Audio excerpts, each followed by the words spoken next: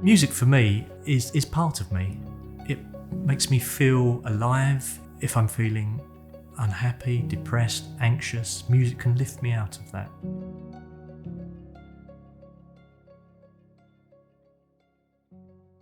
We left that consulting room in a complete state of shock. It was a blur. My immediate thought actually was that I wouldn't see my daughter grow up. So the diagnosis was CLL. My consultant explained the types of white blood cells and B cells and T cells and drew a graph on a whiteboard in the consulting room and mapped out over time how white blood cell counts would rise.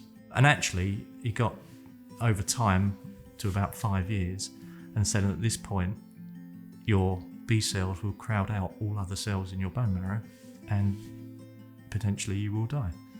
And I sort of looked at him and he said, this is a form of leukemia. After diagnosis and going on to watch and wait, there's a couple of phrases that go with watch and wait, which is watch and worry. But during that period, I would say that watch and worry turned into watch and withdraw. And with a loss of confidence in my own body, with a loss of confidence in my future, and with a feeling of not being in control, I started to reduce my life down to the things I felt I could control.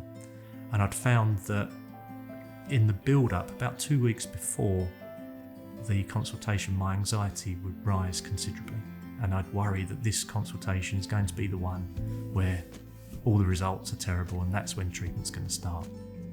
So watch and wait for me was a very passive phrase and instilled in me a feeling of helplessness. With active monitoring, it makes it sound like you're in control, you've got this covered, you know what's good. We don't know what's going to happen, but you've got a good sense of monitoring it, but it gives a much greater sense that the consultant and the patient are involved in actively monitoring what's going on, not standing back and just watching what happens. That was a big difference to me.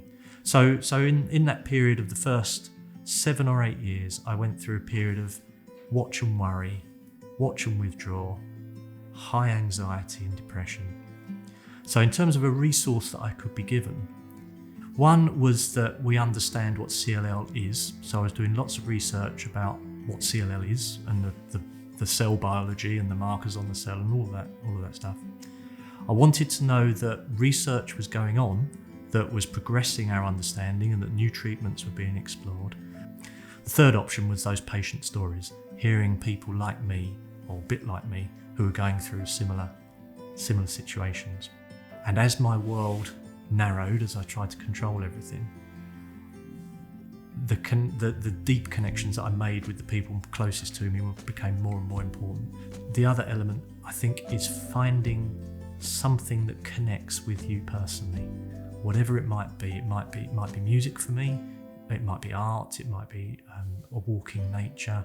There is something that really takes your mind away from all the stresses, and if you can find that, it's really, really helpful. Just finding the right music can change my day.